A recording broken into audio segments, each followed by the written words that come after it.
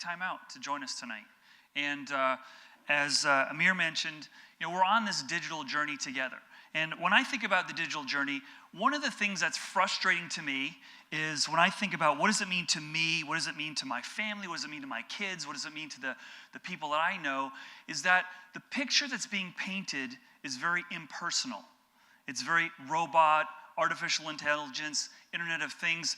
And I think we've not done a good job of showing people that this future that's in front of us, this digital future, is actually more human and more rich than what we've experienced.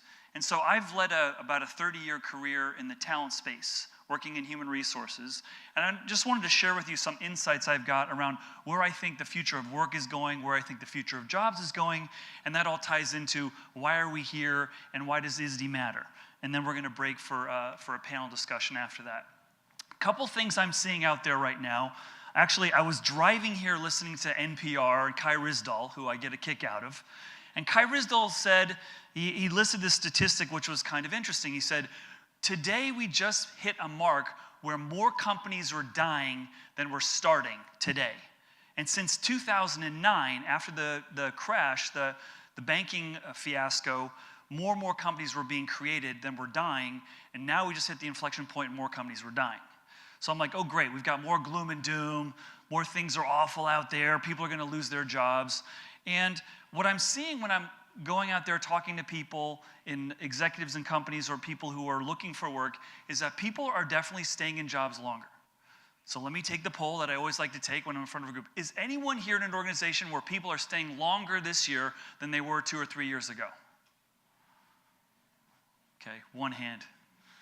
He's our PR firm back there. Nice job, Trey. So that's interesting, right? McKinsey published a study that said by the age of 40, most millennials will have had, wait for it, 11 different jobs. And if you do the math on that, it's about every 2 years people are going to be changing. So when I'm hearing about Macy's closing stores, when I'm hearing Microsoft's laying off 5,000 people, when I'm hearing Jawbone just went belly up, and I'm hearing all these stories about all the change of technology and how fast businesses are coming and growing, I'm asking myself, are companies really being built to last for 100 years right now? Is that what they're doing?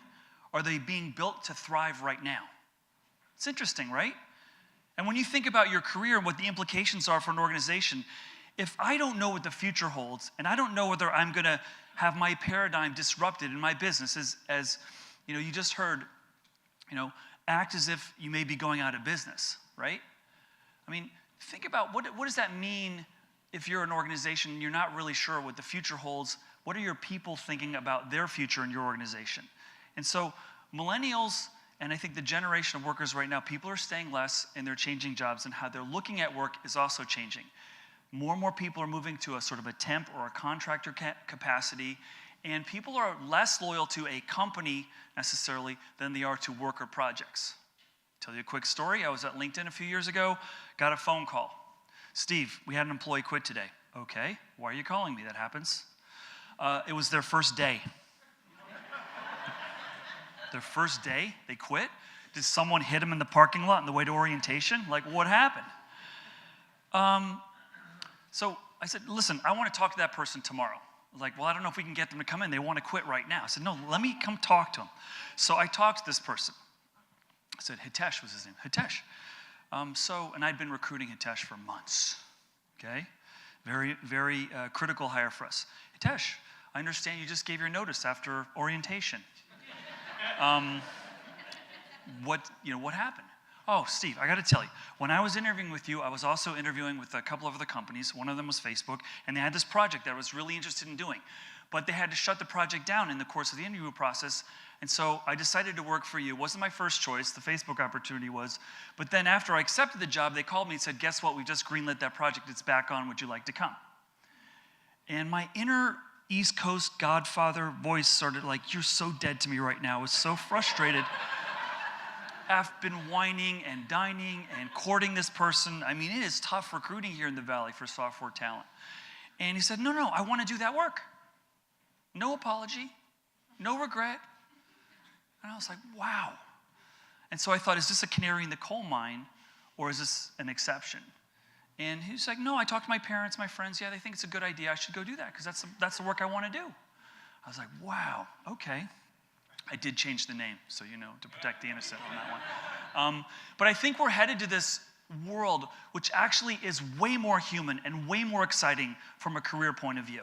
And I know it's scary and frustrating because a lot of us think, oh, I was built to think about a career as a long, like 15, 20 years. I got to be loyal to a company for a long period of time, and I've got to build this linear path. That's changing, I think, now. We're seeing how fast more industries are dying faster today, not just companies, than ever before. And so I think we're all needing to build a greater, as you've heard it today, the words agile, resiliency, capacity to learn and grow. And I think we're going to start to see people look at work as a series of adventures, not necessarily a long career or a long job. And something's really interesting that's driving this, in addition to people's framing differently how they think about work. Value is being created by many or more organizations today outside the company than inside. I want you to work with me for a second. Think about the traditional company creates intellectual property. They put something together. I've come from a semiconductor background, and you're talking about 3, 5, 7-year development cycles to build this chip. You design it, you sell it, you build it, you test it, you implement it, and then you actually receive some revenue from the customer. That's your intellectual property. Today, we have a proliferation of new platforms where the value created, the value that's actually being delivered is created outside the company. And so that's a really interesting shift that has implications, I think, for a lot of people. But think about all these brands that you see up here. What Airbnb is providing you is a platform so that someone else's house is made available to you. They didn't build that house in that company, but they've made it available to you. And so as an individual in this new universe of opportunity, what's great about this new platform and the fact that value is being created outside is that all of us can develop revenue in many other ways than just having a job. I can loan my car out when I'm not using it. I could become a taxi driver for a weekend if I want to. I can produce some music and sell it. My kids the other day, I come home from work, and my son's watching YouTube, as he does. And so my first instinct was, did I put the parental filter on the YouTube? And then after I remembered that I'd done that, I said, what are you watching? He goes, Dad, check this out. This guy goes to baseball parks every day, and he's got a YouTube channel, and he's got 500,000 followers, and all he does is analyze the data on where the foul balls are going to go, and he gets a ticket there, and he gets the foul ball, and he films it, and he shows his friends. And I knew what was coming next. I want to do that, right? And I was like, well, so the next question as a responsible parent is, well, how much money is he making from YouTube on this? Oh, he's making a lot of money, Dad. Look at the car he drives. Look at how the seats he's got. Look at how many balls he gets. So, tangential story connected to that story. We went to a Giants game a few weeks ago, and they actually did win this one. But Dad, we got to get there 2 hours before. And his brother Trevor, my older son Connor is 13. His brother Trevor was going to be videoing Connor chasing the foul balls. Like they're already like and Trevor's twin brother Spencer was going to try to orchestrate like, okay, we're going to capture this. We're going to try to see if we can figure it out. But how fascinating is that they saw on YouTube how value is being created, and they're thinking about how this is going to very differently about work and income and how that's going to affect their lives. And there are so many more that I could have put up here. But think about that. Value creation outside the company rather than inside the company. I think it makes us think differently about work, too, when you think about that.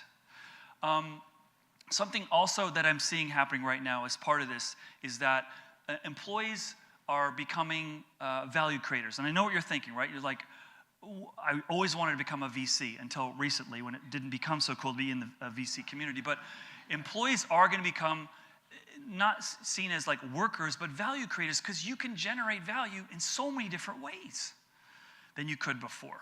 And we used to invest all this time around becoming deeply, deeply technical and experienced in certain disciplines.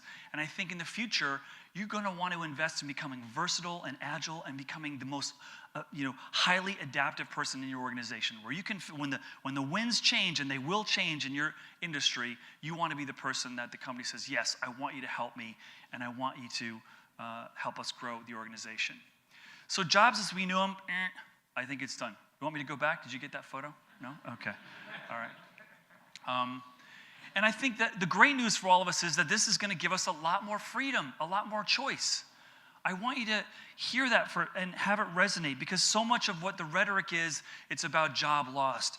These robots are going to take over the world and you don't have a job, and I think it's really frustrating people, and we've got to recognize, and I think this is a lot of what's behind ISDI Digital University, is that we want to help build a workforce that sees so much more opportunity of making the world a lot more human.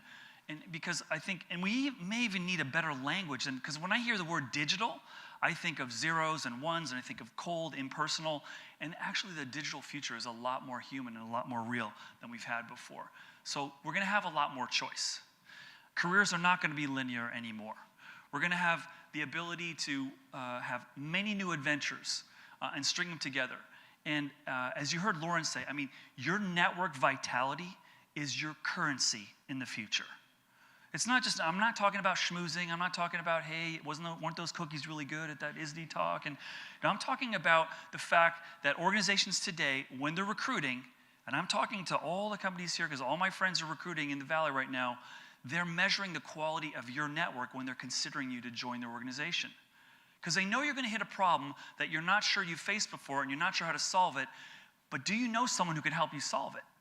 Do you know someone that can help you think through something differently? And so this is really, really important. So I was talking to someone the other day about this. I said, well, I just out of school, Steve, I don't have a network. Did you have teachers in school? Yeah. Did you work in summer camp? Yeah. Do you have counselors? Yeah. Do your parents have friends? Yeah. Okay. You got a network. You know so many more people than you think you do. But that is so important in an uncertain future, is having people that you can lean on to provide new opportunities to you.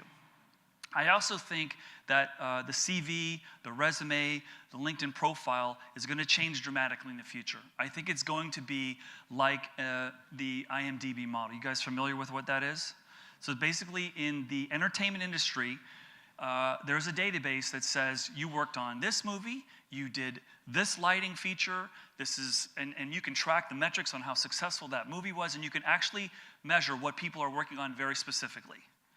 I gave a talk recently on the future of leadership, and one of the things that I also think we're going to see in the very near future is just as you finish a ride on Lyft, for example, you get out and you get pushed a notice, or whether it's Uber, you get pushed a notice. How was the quality of your driver? All you leaders who manage people today, get ready for it. Your employees are going to get pushed pretty soon. How effective was that meeting that you had with your manager? How effective is the quality of their coaching, career guidance? That's going to be a big part. The transparency that we're already seeing right now is going to proliferate. I talked to an organization yesterday, an entrepreneur in Spain who's starting a company, and what he wants to do is come up with a ubiquitous model for assessing leaders that can be shared. And ultimately, I'm seeing a lot more of that. The future of careers is bright. It's not scary. Amir and I talk a lot about the travel industry. Let's talk about the travel industry just for a second. What happened when online booking came to all the travel agents in the world?